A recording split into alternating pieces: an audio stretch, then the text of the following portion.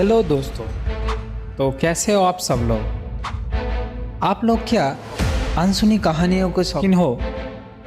तो आज एक वही अनसुनी कहानी सुनाने जा रहा हूँ आप सबको। तो चलिए शुरू करते हैं एक भूतिया डरावनी कहानी। पूरा गांव सो चुका था, सिर्फ एक पुराना कुआं जाग रहा था। गांव से थोड़ा बाहर बरगद के पेड़ के नीचे लोग उसे चूड़िया वाला कुआं कहते थे। कोई भी रात में उसके पास नहीं जाता था। साल 1998 की बात है। गांव में सुनीता नाम की एक 16 साल की लड़की रहती थी। बेहद खूबसूरत थी, लेकिन घर की हालत खराब। उसके बाप ने शराब पी कर उसे जमींदार के बेटे को बेच दिया था। शादी के नाम पर सुनीता को रात के अंधेरे में ले जाया गया। उस रात उसने बहुत रोया, बहुत चीखी, लेकिन कोई नहीं आया। सुबह लोग उसे उसी कुएं में डूबा हुआ पाया। गले में उसकी माँ की पुरानी लाल चूड़ियाँ थी।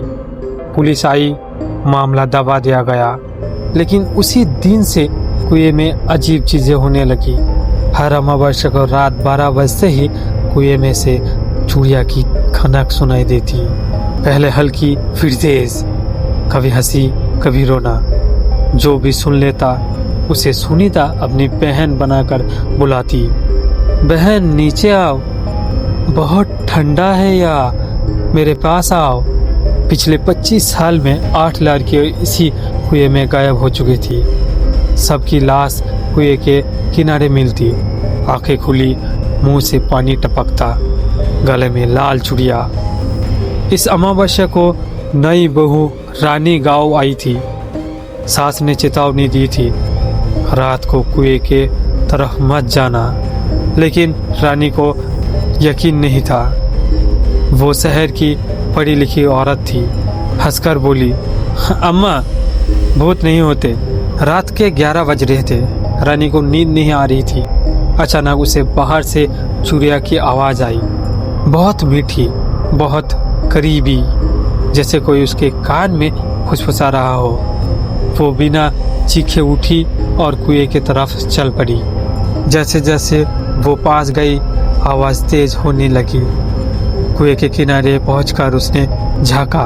अंदर से हल्की नीली रोशनी आ रही थी और उस रोशनी में एक लड़की खड़ी थी, बिल्कुल रानी जैसी दिखती थी। लंबे गीले बाल, सफ़ेद साड़ी, गले में लाल चूड़िया। वो मुस्कुरा रही थी और धीरे से बोली, बहन तू आ गई, मैं बहुत इंतजार कर रही थी। रानी के पैर जमीन से ऊपर उठने लगे। उसने चीखने की कोशिश की, लेकिन गला बंद था। उसकी आंखों के सामने सुनीता का चेहरा धीरे धीरे बदल रहा था। अब वो रानी का अपना चेहरा बना चुका था। सुनीता ने हाथ बढ़ाया। रानी का पूरा शरीर कुएं की तरफ खींचने लगा। उसके हाथों में अचानक लाल चूड़िया चढ़ गई, ठंडी गीली।